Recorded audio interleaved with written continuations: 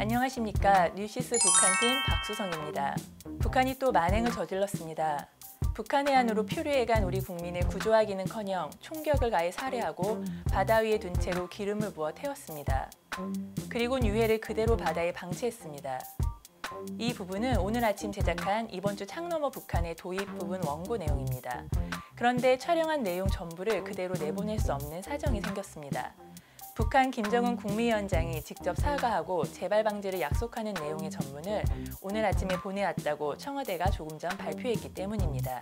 경험상 북한의 이 같은 조치는 쉽게 예상할 수 없는 일이었습니다. 얼마 전까지 개성공단 연락사무소를 폭파하는 등의 행동을 감안하면 북한이 이번처럼 신속하게 경위를 설명하고 사과하면서 재발 방지를 약속할 것이라고는 예상하기 힘든 상황이었습니다.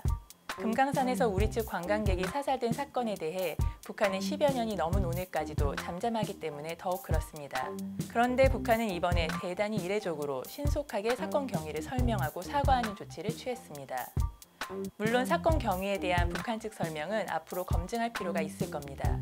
그렇지만 이번 사건을 서둘러 수습하려는 북한의 의지는 김정은 국무위원장이 직접 사과의 뜻을 밝힌 것에서도 알 수 있습니다.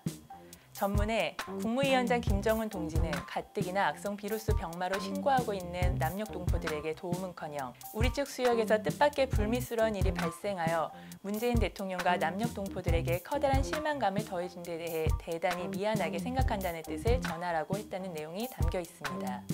비교적 진정성이 느껴질 만한 대목입니다. 저와 함께 일하는 강영진 에디터는 30년 가까이 북한 문제를 지켜봐 오면서 이 같은 경험은 처음이라고 말합니다.